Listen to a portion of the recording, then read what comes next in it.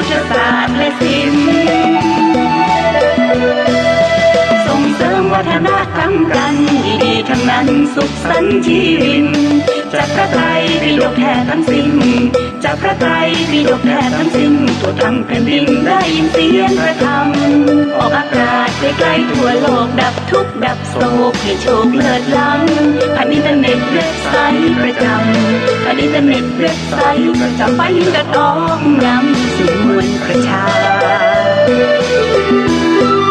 สถานีของเราชาวพุทธแสนบริสุทธิ์ของ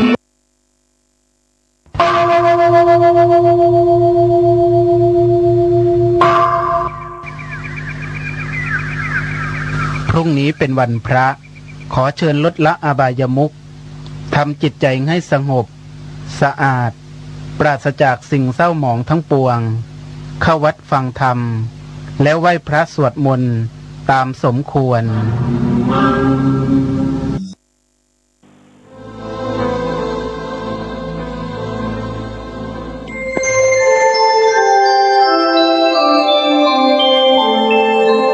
ขณะนี้ท่านกำลังฟังสถานีวิทยุกระจายเสียง FM 104.5 เมกะเฮิรตซ์นมัสการเจ้าค่ะวิกฤตโควิด -19 จะมีหลักธรรมใดช่วยได้บ้างไหมเจ้าคะเจริญพรสมัยพุทธกาลเกิดเหตุโรคระบาดในเมืองไวสาลีพระพุทธเจ้าให้คณะสงฆ์สวดพระพุทธมนต์เพื่อความเป็นสิริมงคลของบ้านเมืองและให้ประชาชนมีสติเกิดปัญญารอดพ้นจากภัยพิบัติได้สถานการณ์นี้ทุกคนตระหนักแต่อย่าตื่นตระหนกคนไทยต้องมีสติเพื่อฝ่าวิกฤตโควิด -19 ไปด้วยกัน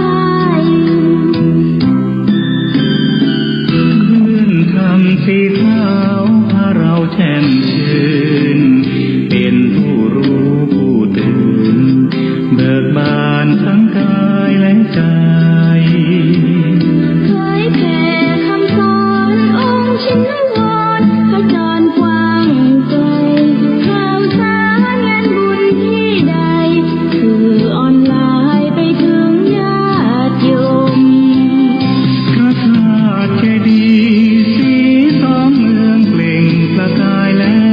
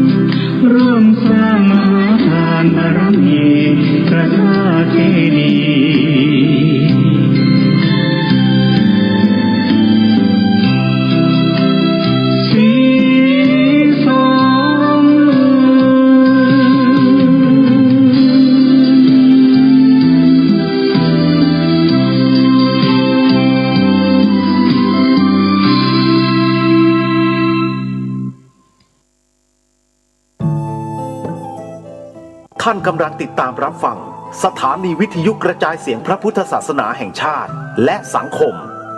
คลื่นเพื่อการศึกษาพระพุทธศาสนาและวัฒนธรรมระบบ FM 104.5 เมกะเฮิรตซ์รายการต่อไปเป็นรายการคดีโลกคดีธรรม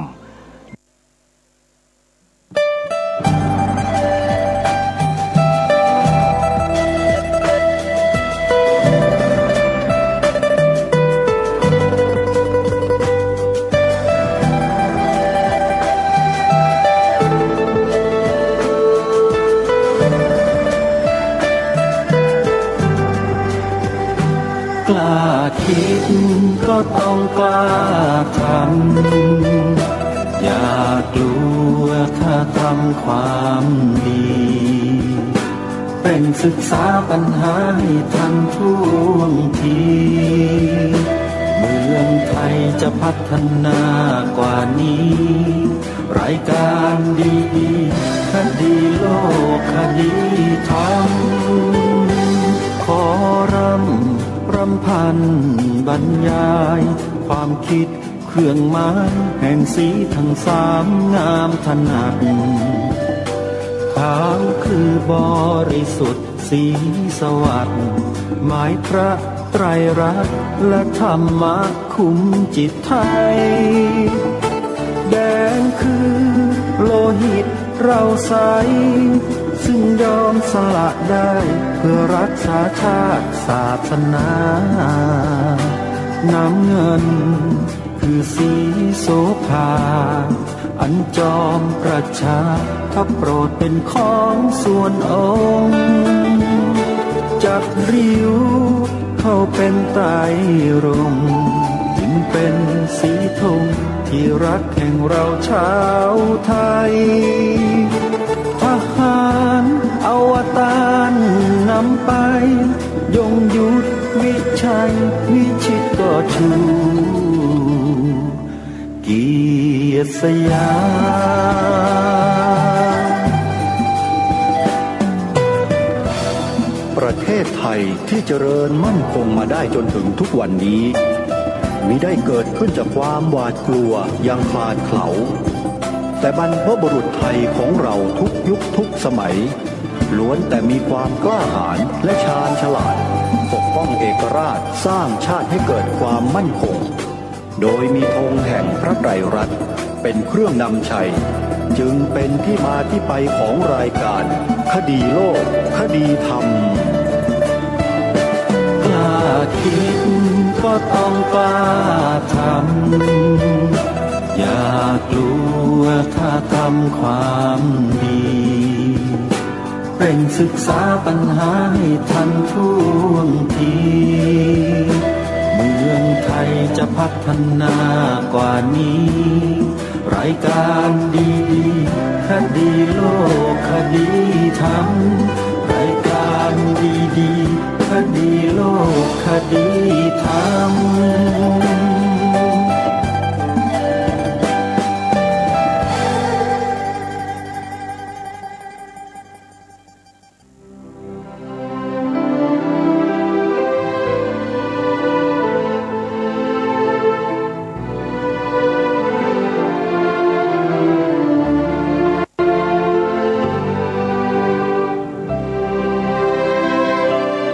ขอกราบถวายความนอบน้อมแด่พระรัตนตรัยถวายความเคารพพระมหาเถระพระเถรานุเถระทุกท่านขอความสุขความเจริญในธรรมจงบังเกิดมีแด่ท่านสาธุชนที่กำลังติดตามรับฟังรายการจากสถานีวิทยุแห่งนี้ทุกท่านขอนำท่านผู้ฟังเข้าสู่รายการคดีโลกคดีธรรม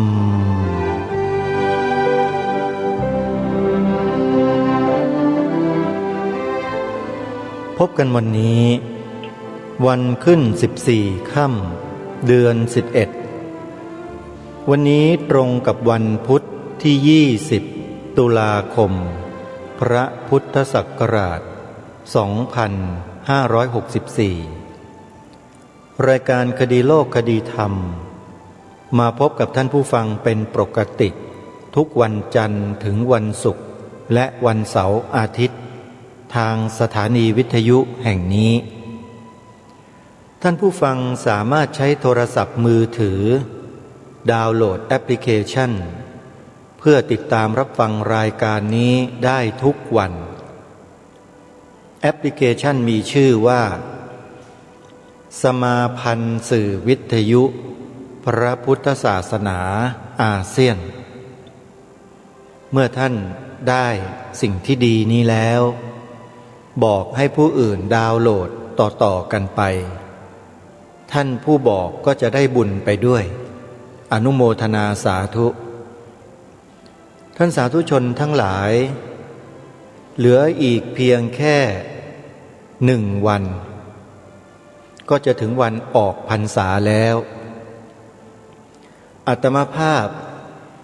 มีความปรารถนาจะให้ทุกท่านได้มีโอกาสช่วยกันสืบสารบุญประเพณีของพวกเราชาวไทยเอาไว้วัฒนธรรมของชาติบ้านเมืองของเรามีเพียงวัฒนธรรมเดียวคือวัฒนธรรมไทยวัฒนธรรมไทยนั้นมีรากฐานมาจากหลักธรรมคำสอนในทางพระพุทธศาสนาทั้งสิ้นไม่มีคำสอนศาสนาอื่นใดมาเกี่ยวข้องกับวัฒนธรรมไทยของเราเข้ากันไม่ได้เพราะฉะนั้นใครที่พยายามจะสร้างพหุวัฒนธรรมขึ้นในประเทศนี้เนี่ยนั่นหมายความว่าผิดปกติผิดปกติอย่างไร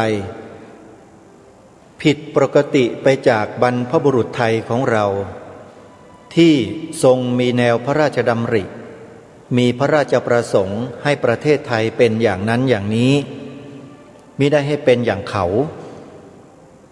แต่เขาพยายามเปลี่ยนแปลงวัฒนธรรมของบ้านเมืองของเราบ้านเมืองเราไม่ใช่พหุวัฒนธรรมบ้านเมืองไทยเรามีวัฒนธรรมของชาติหนึ่งเดียวคือวัฒนธรรมไทยใครก็ตามที่เข้ามามีอำนาจอยู่ในบ้านในเมืองนี้แล้วพยายามเปลี่ยนวัฒนธรรมของชาติบ้านเมืองคนนั้นเป็นคนเช่นไรท่านผู้ฟังลองพิจารณาดูให้อย่างละเอียดลึกซึ้งให้ดีอย่ามองเผินๆนะอาตมาภาพและองค์กรชาวพุทธทั้งหลายทั้งปวงมีข้อมูลมาตั้งแต่เบื้องต้นรู้เห็นความพยายามของคนกลุ่มนี้มานานแล้วแต่ไม่มีใครติดตามข้อมูลเหล่านี้เพราะเรามัวแต่เสพบริโภคสื่อของเขาอยู่ตลอดเวลาเราเลยไม่รู้อะไรเลยแล้วก็มีคนของเขาบ้างหรือผู้ที่รับจ้างเขาบ้างมาพูดกล่อมให้พวกเราชาวพุทธในประเทศนี้เนี่ยให้อยู่นิ่งๆให้ดูลมหายใจเข้าออกอย่างเดียวพอห้ามยุ่งเกี่ยวกับการเมืองเขากล่อมเราทุกวันใช้ทั้งพระเดชใช้ทั้งพระคุณหลอกล่อให้พวกเรานั้นติดกับเสร็จแล้วพอมีคนที่เขารู้ทันคนพวกนั้นน่ะมาแสดงมากล่าวมาพูดพวกเรากันเองนั่นแหละมาปัดแข้งปัดขาพวกเดียวกันเองให้ล้มลุกคลุกคลานบางทีก็ล้มลุกคลุกคลานเข้าไปอยู่ในคุกก็มีเหมือนกันนี่แหละ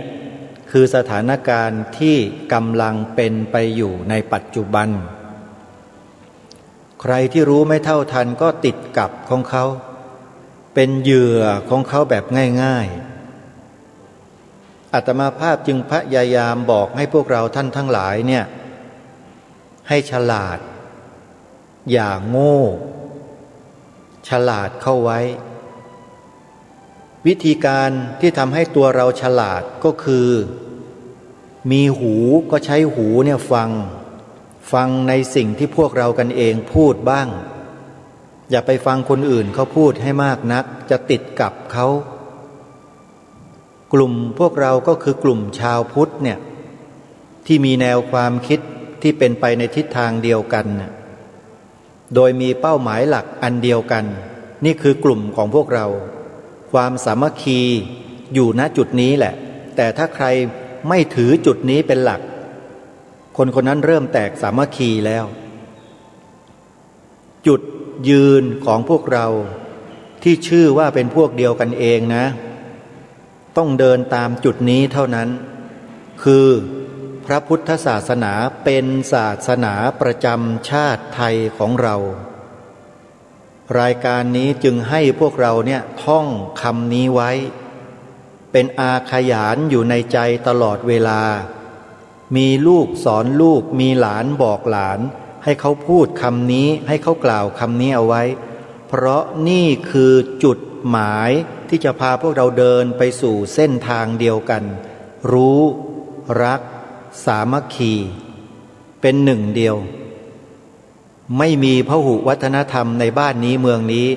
นั่นคือคนไทยกำลังถูกหลอกขนาดใหญ่เชื่ออาตมาภาพเถอะ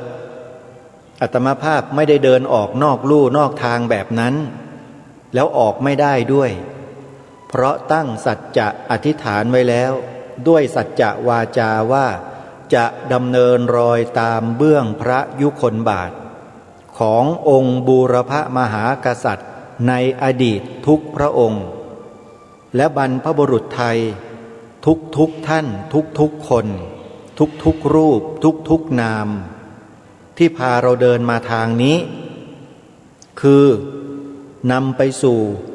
พระพุทธศาสนาเป็นศาสนาประจำชาติไทยของเราประเทศเราจะปลอดภัย100%ถ้ามีศาสนาพุทธเป็นศาสนาประจำชาติแต่ถ้าไม่มีไม่ใช่ต่อไปประเทศนี้ก็จะไม่ต่างจากอะไรประเทศมาเลเซียอินโดนีเซียอัฟกานิสถานบังคลาเทศปากีสถานอิรักอิหร่านซีเรียหลายๆประเทศทั้งนั้นเลยที่เป็นพุทธทั้งนั้นเลยที่กล่าวมาเนี่ยแผ่นดินพุทธทั้งนั้นหมดประเทศไทยจะเป็นอย่างนั้นหรือถามพวกเราที่เป็นผู้ฟังทั้งหลายว่าเราต้องการให้เป็นอย่างนั้นไหมถ้าไม่ต้องการมาสู่แนวทางนี้จุดนี้แล้วยืนให้มั่นคงอย่าเซไปเซมาปักหลักให้มั่นพระพุทธศาสนาเป็นศาสนาประจำชาติไทยของเราองค์พระบาทสมเด็จพระบรมชนกาธิเบศร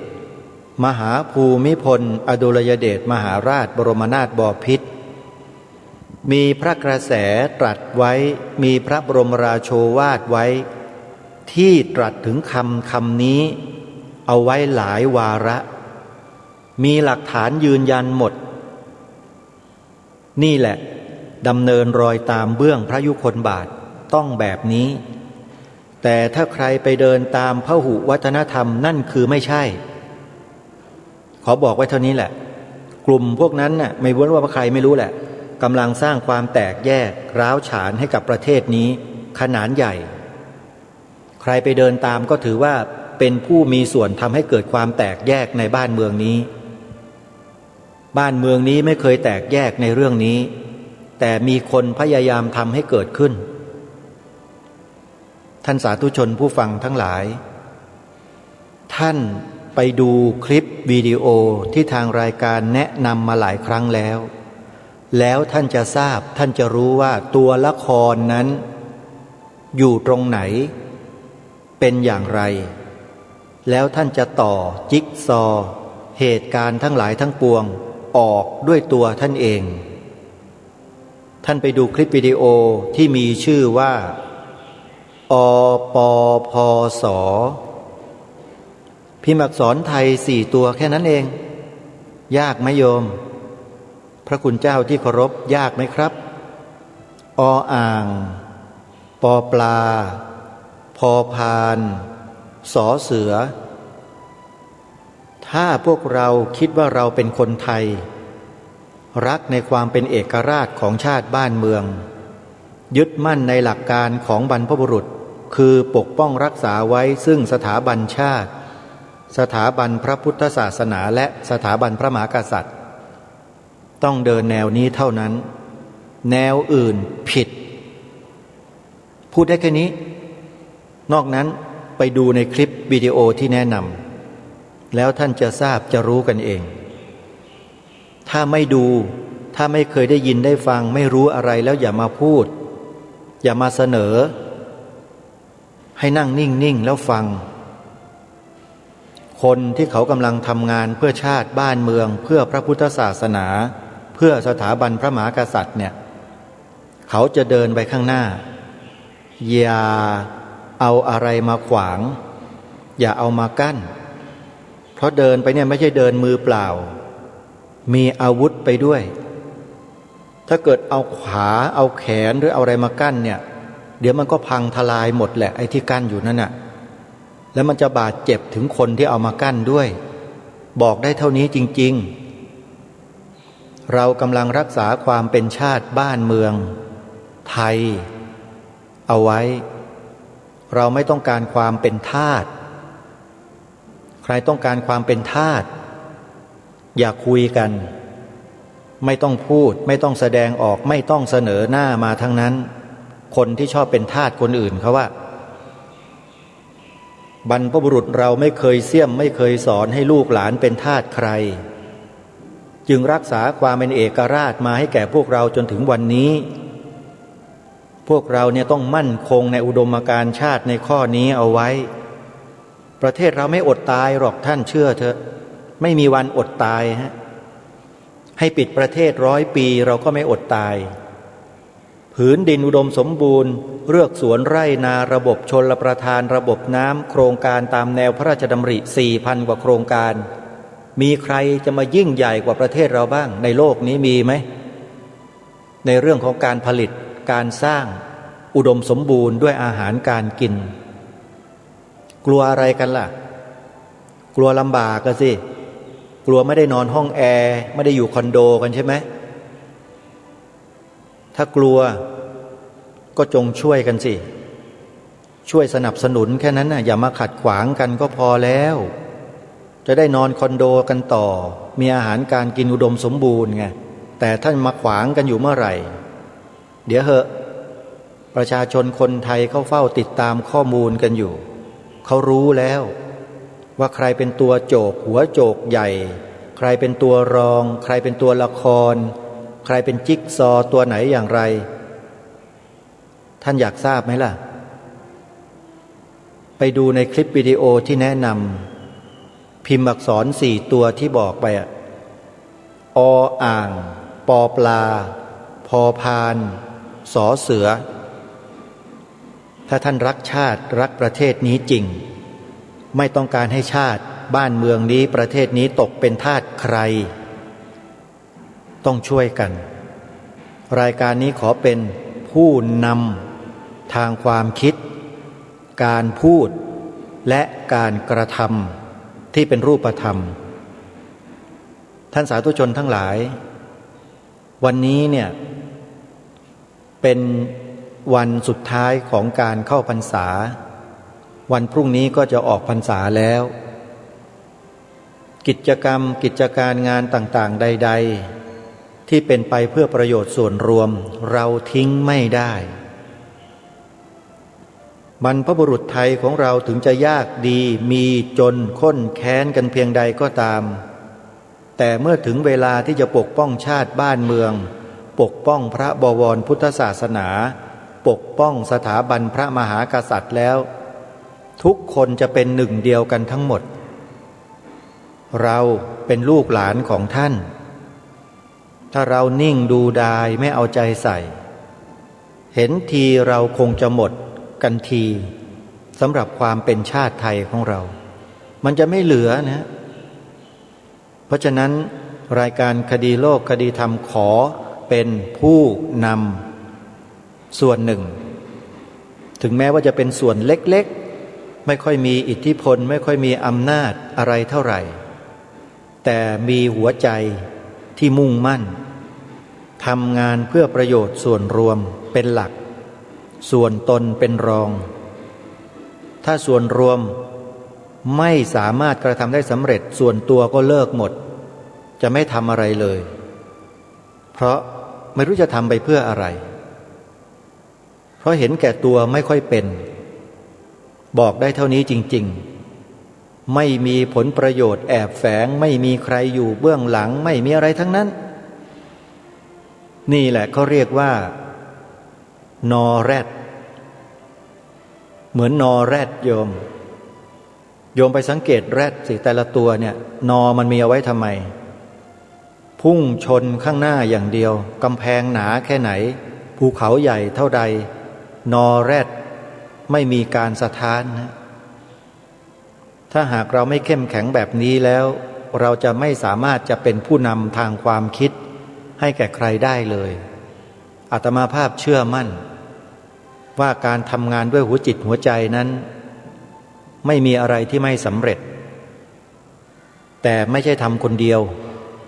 ต้องชวนให้คนอื่นร่วมกันทำด้วยมีแนวความคิดเดียวกันเริ่มต้นจากการใช้วาจาใช้ปากเราเนี่ยให้เปล่งวาจาออกมาก่อนเป็นสัจจะวาจาออกมาก่อนพูดพร้อมๆกันให้เหมือนกันทั้งบ้านทั้งเมืองพระพุทธศาสนาเป็นศาสนาประจำชาติไทยของเรานี่แหละเขาเรียกว่าสัจจะวาจาความจริงไงเราพูดความจริงของบ้านนี้เมืองนี้ใครบอกว่าไม่ใช่ความจริงบ้างเรื่องนี้คนนั้นแหละนั่นแหละเริ่มที่จะแปลกแยกออกไปจากความเป็นคนไทยแล้วแปลว่าหัวใจเริ่มจะตกเป็นทาสบางสิ่งบางอย่างแล้วยิ่งใครมาคัดค้านต่อต้านไม่ให้พระพุทธศาสนาเป็นศาสนาประจำชาติไทยด้วยแล้วเนี่ยนั่นแหละทาสตัวจริงเผลอเป็นพวกโจรด้วยซ้ำไปเป็นพวกกบฏเผลอนะฮะอาจจะเป็นพวกกบฏก็ได้ใครจะรู้อันนี้คือการตั้งข้อสันนิษฐานขอย้ำนะฮะตั้งข้อสันนิษฐานเอาไว้เพราะถ้าหากว่าไม่ใช่โจรเนี่ยไม่ใช่กบฏทำไมจึง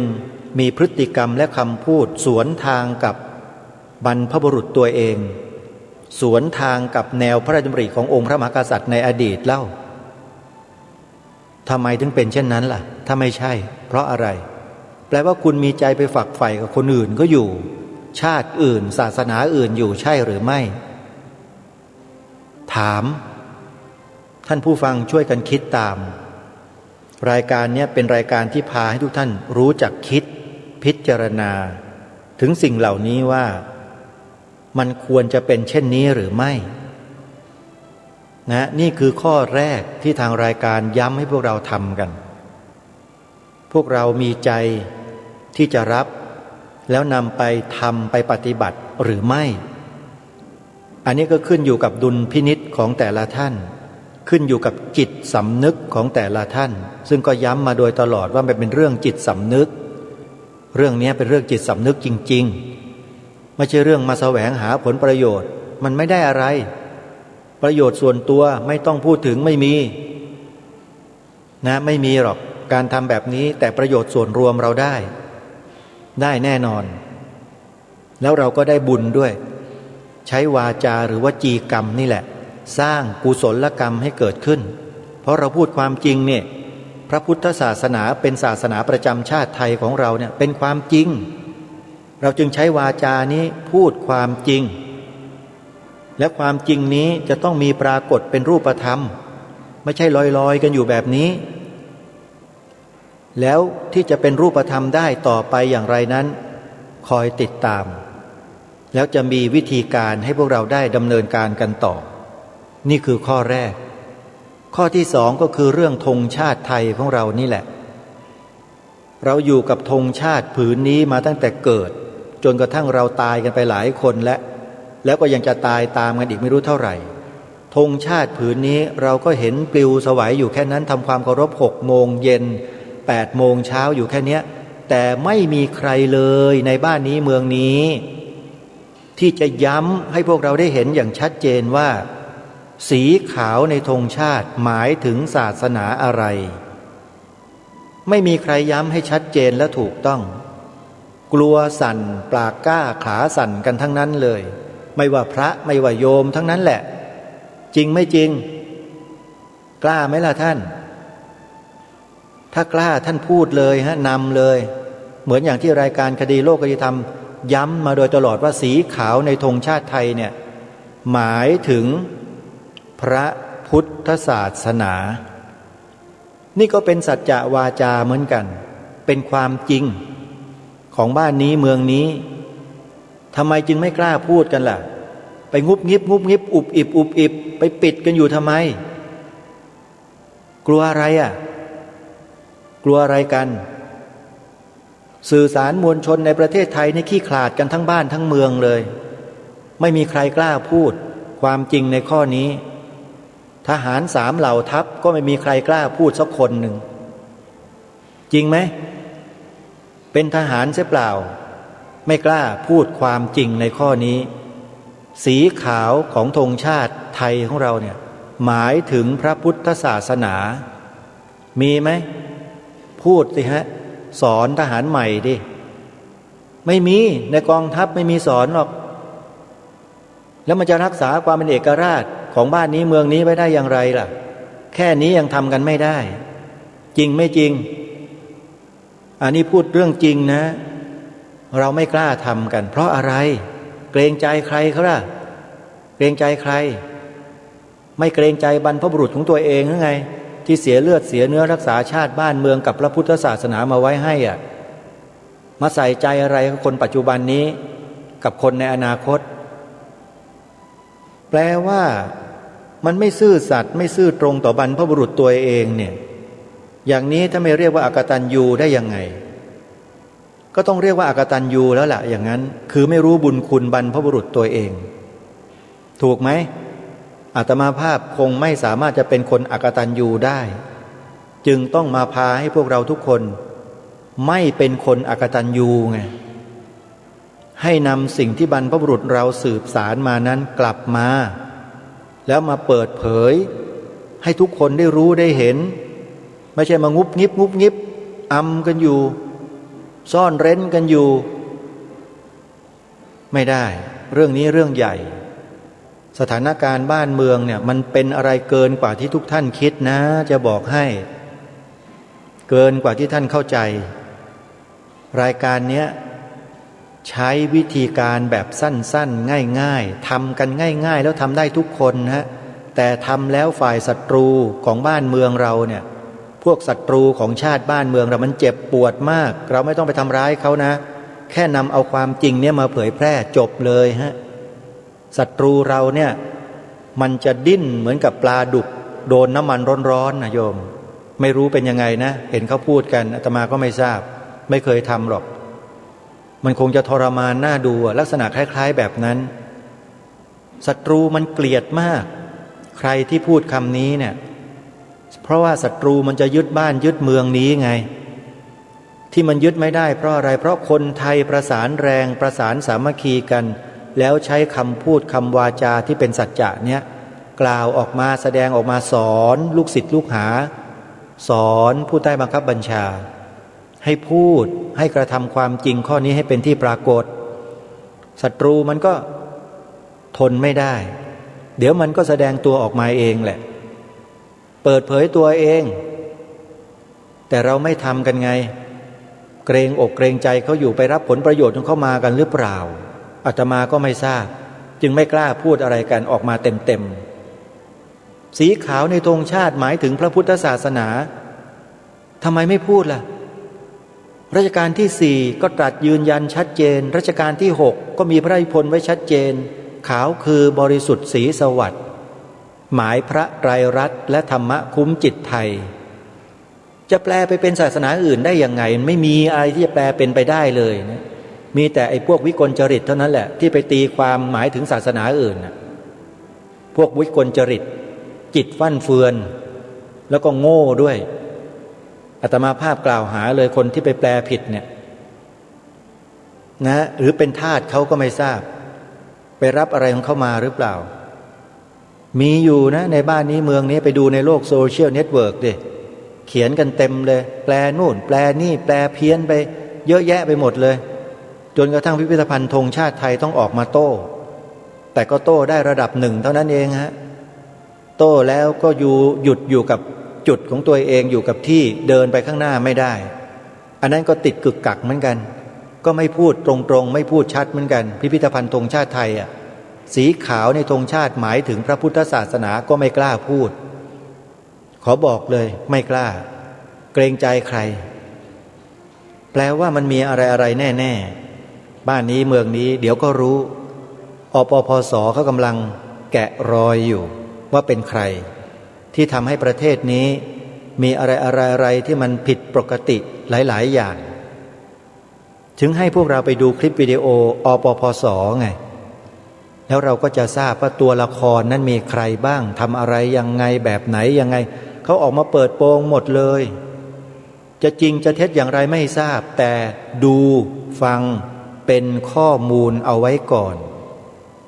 ถ้าเป็นจริงก็ถือว่าโชคดีของพวกเราคนไทยว่าเราจับตัวได้ถูกแต่ถ้าไม่จริงมันก็ไม่ได้เสียหายอะไรนี่เป็นการระแวดระวังป้องกันเอาไว้เห็นไหมมีแต่ได้กับได้ไม่มีเสียตรงไหนเลยเพราะฉะนั้นท่านสาธุชนทั้งหลายการที่เราท่านทั้งหลายยืนหยัดอยู่บนผืนแผ่นดินประเทศนี้อย่างมีความสงบร่มเย็นเป็นสุขเสมอมานั้นเพราะเราได้อานิสงส์ผลที่บรรพบุรุษเรายอมเสียสละเลือดเนื้อและชีวิตรักษามาไว้ให้แก่พวกเราได้เป็นผู้รับอานิสงส์จากบรรพบุรุษของเรานะแล้วเราจะทิ้งสิ่งที่บรรพบุรุษเราเนี่ยสละเลือดเนื้อรักษามาฉะนั้นหรืออะไรล่ะที่ท่านรักษามาความเป็นเอกราชไงความเป็นเอกราชนครนี่ไงไม่ทราบว่าพวกเราคนไทยเนี่ยรู้จักความเป็นเอกราชของประเทศตัวเองหรือเปล่าว่าได้มาด้วยความยากลำบากเพียงใดรักษาไว้ด้วยเลือดเนื้อชีวิตเท่าไหร่กว่าจะมาเป็นไทยได้ถึงวันนี้และทุกวันนี้ความเป็นไทยความเป็นเอกราชของเราเนี่ยสั่นคลอนหรือไม่อย่างไรถ้าสั่นคลอนด้วยเหตุปัจจัยอะไรเราทราบไหมไม่ทราบก็ไปดูคลิปวิดีโอที่แนะนำสิอ่างปอปลาพอพานสอเสือน่ะ4 ตัวน่ะไปดูเอาไว้จริงไม่จริงอย่างไรนั่นเป็นอีกเรื่องหนึ่งแต่เป็นข้อมูลไว้ก่อนแต่เราก็ไม่ดูขี้เกียจหาไม่เจออะไรต่อไม่อะไรก็ไม่รู้ก็อ้างกันไปแต่ไม่เป็นไรท่านสาธุชนอาตมาภาพถือว่าได้ทำหน้าที่แล้วนะได้มาบอกทุกท่านทุกคนแล้วนะว่าแหล่งข้อมูลเนี่ยที่เราจะเรียนรู้สิ่งเหล่านี้ได้เนี่ยอยู่ที่ไหนอย่างไรก็บอกแล้วแต่ถ้าท่านไม่ใส่ใจกันเองก็ช่วยไม่ได้อาตมาคนเดียวเนี่ยก็ไม่สามารถจะทำอะไรได้หรอกก็ได้แต่บอกใช้สื่อวิทยุของครูบาอาจารย์ของเราที่มีอยู่นี่แหละบอกกล่าวไปพูดออกไปคนที่มีสามัญสำนึกที่ดีงามเมื่อรับฟังแล้วก็จะติดตามข้อมูลต่อไปแล้วก็จะกลับเข้ามาช่วยกันนี่ก็เรียกว่าจิตสำนึกที่ดีงามจิตสำนึกปานกลางก็เปิดดูเปิดฟังเสร็จแล้วก็ตั้งตารอคอยวันนั้นจะมาถึงเมื่อถึงเวลาเขาก็จะลงมาแล้วก็ดำเนินการต่อไปส่วนคนที่มีสามัญสำนึกต่ำคนเหล่านี้ก็อาจจะไม่ฟังหรือฟังแล้วก็เบิร์นหน้าหนีแล้วก็ต่อว่ารายการคดีโลกคดีธรรมซ้ำซะอีกด้วยว่าต่างๆนานานี่เขาเรียกว่าพวกสามัญสำนึกต่ำจะเป็นอย่างนั้นคือไม่สนใจจะเป็นจะตายยังไงก็ช่างบ้านนี้เมืองนี้ไม่ใช่ของกูขออภัยนะใช้คำนี้เขาคิดแบบนี้คนพวกนี้นี่เขาเรียกว่าพวกสามัญสำนึกต่ำคนพวกนี้ไม่สามารถที่จะให้โอกาสเข้ามา มีส่วนอะไรกับความเป็นเอกราชของชาตินี้เลย เหมาะสมอย่างเดียวคือเป็นทาสเขาไปตลอดคนพวกนี้สมแล้วสมฐานะนะเพราะฉะนั้นพวกเราที่เป็นเอกราชทุกท่านทุกคนเนี่ยจงปกปักรักษาความเป็นเอกราชของเราเอาไว้อย่าให้ใครมาทำลายหรือแย่งชิงความเป็นเอกราชนี้ไปได้นะท่านสาธุชนทั้งหลายวันนี้จริงๆแล้วตั้งใจจะเปิดพระอาจารย์มหาสมต่อเนื่องจากเมื่อวานที่ค้างเอาไว้ในเรื่องที่ท่านพูดเอาไว้ก็คือเรื่องรับผิดศาสนาช่วยกันท่านกำลังบรรยายมาถึงอริยมรรคมีองค์8นะหยุดไว้ที่แค่ตรงนั้นเอาละยังไงก็ตามท่านสาธุชนนะเมื่อชวนเชิญทุกท่านได้รักษาแล้วก็เพิ่มพูนจิตสามัญสำนึกของความเป็นลูกหลานคนไทยเราด้วยกิจในบางประการที่สำคัญนี้แล้วเนี่ยก็ไม่อยากจะให้พวกเราทิ้งบทธรรมบรรยายที่เราฟังกันต่อเนื่องมาเนี่ยให้หายไปเวลาที่เหลืออยู่เล็กน้อยนี้เดี๋ยวเราไปติดตามรับฟังเนื้อหาสาระที่พระอาจารย์มหาสมได้บรรยายไว้เรื่องรับผิดชอบรับผิดศาสนานะช่วยกันตรงนี้ต่อไปแล้วกันนะโยมนะเดี๋ยวไปติดตามรับฟังพร้อมๆกันได้นะบัดนี้เมื่อกี้เราสวดกันสวดมนต์แปลอริยมรรคมีองค์8กัตมาจะโคภิกขเวสัมมาทิฏฐิสัมมาทิฏฐิมีอะไรบ้างท่านก็บอกต่อมาว่าสัมมาทิฏฐิก็คือความเห็นชอบในเรื่องความทุกข์นี่แหละเห็นถูกต้องในเรื่องของความทุกข์ทางรัฐบาลเนี่ยเห็นบอกว่าไอ้ความจนนี่มันเป็นสาเหตุพระพุทธเจ้าแล้วบอกว่ามันบ่แม่นความทุกข์นี่มันทั้งเบิดมันบ่แม่นความจนอย่างเดียวอันความจนมันปลายเหตุดอกพูดทุกข์ตั้งแต่เกิดถึงชาติที่ทุกขาไล่มาทีละความเกิดก็เป็นทุกข์ชราปีทุกขาแม้ความแก่งักก็เป็นทุกข์เอาทีละบ่เล่นกับพระพุทธเจ้าทีละมรณะปีทุกข์ตายยังเป็นทุกข์อีกนึงมันมีคาถาบางอันเนี่ยถ้ามันมองไม่เห็นภาพพจน์แล้วมันไม่ชัดที่คังชาคลโตรติที่คังสันตัชโยชนังราตรีมันยาวนานสำหรับผู้นอนไม่หลับคนนอนบ่หลับเนี่ยมันโดนนี่เลยแต่อันนอนหลับเนี่ยข้าวเดียวเท่านั้นล่ะมันตีตายมันไว้แท้ละครั้งนี่ว่าทีเดียวเด้คนพ่วมรับบางหนึ่งธรรมชาตินอนจนเมื่อยรับบางหนึ่งเป็นว่านั่นคือไอ้ที่ราตรีมันยาวนานเพราะนอนไม่หลับบิดไปบิดมาหมุนไปหมุนมาทั้งที่ก็24 ชั่วโมงเท่ากันแต่คนอยู่ในคุกจะมีความรู้สึกว่ามันนานกว่าข้างนอกคนกำลังมีความสุขจะรู้สึกว่ามันคือคำไหว้แท้ว่าทีเดียวทั้งที่มันก็คำปกติกิตเว้นมันบ่ได้เป็นรับสินบนผู้ใดได้กิตเว้นมันไม่ได้หมอนี่ให้25 ชั่วโมงมันบ่ได้ว่ามันก็เท่ากันหมุนเป็นอย่างนี้เป็นกฎเกณฑ์ของโลกทีคังสันตัชโยชนังโยชน์เป็นเครื่องยาวไกลสำหรับผู้เมื่อยล้าคนผู้เมื่อยล้าเนี่ยมันยาวไกลโยชน์ก็โยชน์เดียวนั่นแหละแต่คนมีกำลังจอนสินเทื่อเดียวก็ยังหาบกระตาเขานักๆคือม่มอยู่ในข้าวเดียวนี่แต่คนมันลานี่ที่ว่ายังโยชน์ตั้งแต่สิไปสิมาเที่ยง2เดียวก็ยังหาม นี่ก็เป็นทุกข์นะสังขารเป็นทุกข์พระพุทธเจ้าขี้ข้านว่าคุยข้านร่ำข้านน้ำมูมึงแล้วเราก็เรียกว่าโดยย่ออุปาทานขันธ์ทั้ง 5เป็นตัวทุกข์แล้วว่าเราหนหวยเราขี้ข้านไล่มันเบิดมึงอย่าปึกหลายแล้วจะเทว่าจนจิตปิดจิตปีเอาโดยย่อสักเถาะว่าเอาโดยย่อว่าโดยย่ออุปทานขันธ์ทั้ง 5เป็นตัวทุกข์นี่มันอยู่วันนี้จึงบอกว่าทุกเขญาณังเป็นความรู้ในเหตุให้เกิดทุกข์ที่ไปบอกว่ามันจนจังไหน อันจนน่ะมันเป็นปลายเหตุมันแล้วความจนมาจากไหนไล่ไปสิก็ไล่ไปเอาบ่มีเงินเป็นหยังเจ้าจังบ่มีเงินคนอื่นเขาคือมีบ่ไล่ไปไล่มาหาตอบบ่ได้เด้บัดนี้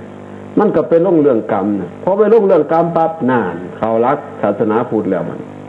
ไล่ไปจ้อนก็ไปเข้าแต่เรื่องศีลธรรมอย่างเดียวเนี่ยมันจะไปรอดเรื่องศาสนาได้ก็จึงบอกศาสนาเป็นภาระของพวกเราคนสมัยก่อนนี่ที่ออกลูกเขาก็เริ่มมีคุณธรรมหากระดงมานี่ก็เอากระดงมาให้ลูกนอนนี่ซึ่งนี่บ่ได้นอนกระดงนี่มันชีวิตมันจึงบ่มีขอบเขตแม่นบ่ล่ะคอยว่าถือบ่ชีวิตมันไม่มีขอบเขตแต่ก่อนนี่มันมีปริศนาได้ไอ้กระดงออกมาให้นอนในกระดงมันลูกผู้ชายเพิ่นสิเอาหนังสือมันบ่ล่ะเอาหนังสือเอาใบหนังสือใบข่อยโบราณมาวางไว้ให้เกิดมาเป็นจอหงวนหยังก็ว่าไปเป็นบัณฑิตก็ไปสอบหยังก็ว่าไปถ้าเป็นลูกผู้หญิงก็สิเอากระสวยเอาไม้คืบเอาอีหยังเย็บปักทักร้อยไม่ใช่กระดงไว้แล้วกระดงอันนี้มันมีความหมายเด้มันมีความหมายแม้กระทั่งตัดสายบือนี่ก็ต้องมีคำพูดแล้วก็ต้องใส่ติ้วไม้ไผ่ที่คมคนตัดหนึ่งเป็นคนมีคุณธรรมเป็นแม่ตอบหมอซึ่งมือหมอบ่ฮู้แม่ยังเอาไอ้มีดตัดขีบปึกตัดเอาเลยจะป้องได้เป็นมงคลบ่เป็นมงคลแล้วบ่ฮู้เด็กน้อยหัวหกก้นปิดเสมอยังมันตัดใส่บือไปทั่วทีมันชีวิตน้ำคนแต่ก่อนนี่คือเขาปกครองแบบเอาคุณธรรมมาบริหารอย่างเดียวแม้ตั้งฮีด12ครอง14นี่ก็คือกฎหมายปกครองสังคมนั่นเองวัดเส้น12 เดือนสิบ่ให้เจ้าว่างเว้นจากกิจกรรมเพื่อให้เจ้ามีส่วนในมีส่วนรับผิดชอบเกี่ยวกับเรื่องศาสนาก็คือเรื่องศาสนานั่นเองฮีด12ว่าเดือนนี้เดือนอ้ายจะเฮ็ดหยังเดือน2เดือน3เดือน4เดือน3บุญเขาจีเดือน4บุญพระเวทเดือน5กองทรายปล่อยปลาปล่อยเต่าหมดเดือน6ก็บุญวิสาขะชั่วมื้อนี่ฮอดบ่ฮู้วิสาขะเอาบังไฟเข้ามาแทนเอิ้นว่าบุญบังไฟมันสิมีบ่บุญบังไฟนี่เฮาเอามาเปลี่ยนเอาเองบุญบังไฟนี่ก็ชั่วมื้อนี่เจ้าอาวาสหรือเป็นผู้เป็นโตโผใหญ่เป็นผู้ตำมือเป็นผู้แทนมีบังของเจ้าคณะอำเภอบังของเจ้าคณะตำบลนี่เล่นมือเล่นขี้เกียร์ก็เล็กน้อยจังซี่นะแล้วก็เอิ้นบุญบังไฟเฮ็ดบุญบังไฟเพิ่นว่า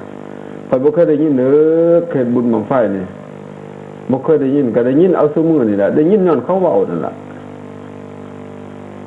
มันมีบ่ได้บุญบังไฟเคยได้ยินแต่ว่าเฮ็ดบุญพ่อบุญแม่เฮ็ดบุญอุทิศหาผู้นั้นทิศหาผู้นี้หรือบ่ก็บุญพระเวทนั่นก็อันนี้ก็สิเว้าไว้แล้วก็นิดหยวนๆกันไปซื่อดอกบุญพระเวทก็ดีเสมอนี่มันคอยเว้าหลายปีมาแล้วแหละมันมาเว้าอยู่นี่คือยังวุ้นนี่อันเรื่องเขาไล่จับพระเวทนั่นเอาไปไว้กับนางมัดซี่อยู่น้ำปาน่ะนางเขาสิไปแห่เขาเมืองไปบ่ทันฮอดแล้วทั้งพี่ทั้งผู้คมขืนนางมัดซี่แล้วทั้งบุญคมขืนแล้วไปเอารอเข้าป่าบ่ก็โทรศัพท์ลัดจับพระเวทได้ผู้สิขามบุญหนีไปแล้วบุญมันธรรมดาเลยเฮ็ดมวนซื่อได้เด้อนี่นั่งเสือพระเวทก็ยังเมาอยู่เด้อนี่ตาแดงคืออยู่มันเมาบ่ทอดพระอุปคุตเลยเด้อนี่เมาไปนำกันเฮ็ดมวนไปซื่อบ่ฮู้เรื่องสาระของบุญพระเวทคือมันหยังก็ยังบ่ฮู้ว่าแต่เฮ็ดบุญมวนอย่างเดียวเอาลูกหลานผู้หญิงนี่ใบนุ่งน้อยห่มน้อยแล้วก็ขึ้นไปเต้นสร้างวัฒนธรรมไม่ดีสนุกสนานอย่างเดียวเพลิดเพลินอย่างเดียวมันสิเป็นบุญได้อย่างไรเกิดกับบ่ใส่เสื้อกับบ่ห่มกำข้อขวดเต้นอย่างเดียวกองหญ้าจักว่าจักสุดนี่แข่งขันกันห่มเสื้อทีมเพิ่นนี่กองหญ้าคณะนี่เสื้อสีนี่กองหญ้าคณะนี่เสื้อสีกลายเป็นกิจกรรมละเล่นเป็นอบายมุข แม้กระทั่งบวชคือการเสมอนี่สาระมันอยู่ตรงไหนบวชนี่เอาสร้างมาแห่แต่ว่าจักเสือกปานสิบ่ซึกเก็บเตือเลยคันคอยบวชซะงั้นบ่ซึกหัวมันดอกตายแม่นแต่ตอนนี้ก็ยังอยู่ขนาดบวชไม่มีใครแห่เลยนี่แหละก็ยังอยู่ได้เสียเงินไป270 บาทพี่ชายไปขอเทศโรงเรียนเพราะท่านไม่มีปัจจัยสมัยนั้นไปขอเทศในโรงเรียนเขาไม่ใช่เทศกาลออกธรรมทูตท่านก็ไปขอเพราะอยากบวชน้องชายได้เงินเหรียญมา200 กว่าบาทเลยโรงเรียนละ15 บาท20 บาทเก็บได้นักเรียนคนละ10คนละ50แล้วก็นับเงินเหรียญใส่ซองถวายอุปชาไป50 บาทนอกนั้นก็องค์ละ10 บาทก็เอามือปวารณาไม่ได้นิมนต์พระคือช่วยจะเรียกว่าช่วยโอกาสก็ได้คือช่วยโอกาสวันที่พระท่านไปภาวนารวมกันหลายๆรูปก็พี่ชายก็ลุกขึ้นพูดตอนนั้นเลยว่าขอให้นั่งหัตถบาตรวันนี้จะบวชน้องชายก็สวดมนต์ได้หมดแล้วตั้งแต่ยังไม่ท่านบวชคุณนะ7 ตำนานนี่สวดได้ตั้งแต่ยังไม่บวชคำขานนาคอะไรสวดนาคอะไรต่างๆนี่คล่องเงินเหรียญ50 บาทแมนบ่ม่วนช้ำพุ่นแล้วปั๊บหอดบทนี่ปั๊บบวชเข้าเดียวพี่ชายท่านก็มาคลองผ้าให้เองท่านคงจะปลื้มใจมากว่าน้ำตาท่านก็เลยหยดเผาะลงมาอันนั้นคือการสร้างพระไม่จำเป็นต้องแห่อะไรมากมายไม่ต้องเอาเหล้าเอาดนตรีเอาอะไรมาเยอะแยะมากมายเดี๋ยวนี้บวชกลายเป็นกิจกรรมเรื่องเล่น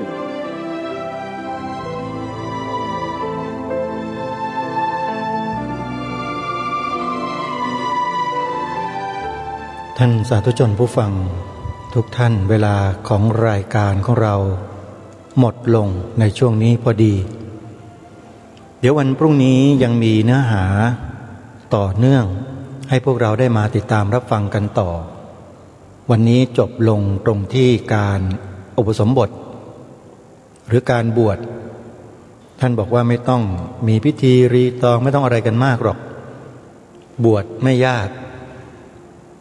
แต่อยู่ในภาคกาสาวพัสนี่แหละที่จะอยู่กันยากมากๆไม่ได้อยู่ยากอย่างเดียวแถมยังมีคนหาว่าเป็นโจรเพราะไปรับเงินจากญาติโยมมาเขากล่าวหาว่าเป็นโจรนะเดี๋ยวนี้มีคนกล่าวหาอยู่คนเดียวหรือไม่กี่คนเท่านั้นแหละแต่ใช้สื่อประโคมหาว่าพระสงฆ์ที่รับเงินเป็นโจรทั้งหมดมาหาโจรด้วยอันนี้มีผู้ที่มาแก้ปรับประวาทบุคคลเหล่านี้แล้วเดี๋ยวทางรายการนำมาเปิดให้ฟังหลายๆเวอร์ชั่นนะมีหลายๆรูปหนึ่งในนั้นก็คือท่านพระมหาอุเทนปัญญาปริทัศน์วัดชนะสงครามแล้วก็ยังมีอีกหลายรูปเดี๋ยวคอยมาติดตามรับฟังกันว่าท่านเหล่านั้นจะหยิบยกพระธรรมวินัยขึ้นมากล่าวเพื่อแก้ปรับประวาทคนเหล่านั้นได้อย่างไรโดยเฉพาะพวกลูกหลานนางจินจมานวิกาและพวกลูกหลานเทวทัตในยุคกึ่งพุทธกาลมีอยู่เดี๋ยวคอยติดตามรับฟังกันแต่ว่าของพระอาจารย์มหาสมยังไม่จบญาติโยมเดี๋ยววันพรุ่งนี้เรามาติดตามรับฟังกันต่อสำหรับวันนี้เวลาของรายการหมดลงแล้วอาตมาภาพต้องขอสมมุติยุติรายการไว้แต่เพียงเท่านี้พบกันใหม่ในวันต่อไปขอความสุขสวัสดีในธรรมแห่งองค์สมเด็จพระบรมศาสดาสัมมาสัมพุทธเจ้าจงปรากฏเกิดมีขึ้นในจิตใจของท่านผู้ฟังทุกท่านทุกคนเทินขอเจริญพรกล้าคิดก็ต้องกล้าทำอย่ากลัวถ้าทำความดีเป็นศึกษาปัญหาให้ทันท่วงทีเมืองไทยจะพัฒนากว่านี้รายการดี คดีโลกคดีธรรมขอรำพันบรรยายความคิดเครื่องหมายแห่งสีทั้งสามงามถนัดขาวคือบริสุทธิ์สีสวัสดิ์หมายพระไตรรัตน์และธรรมะคุ้มจิตไทย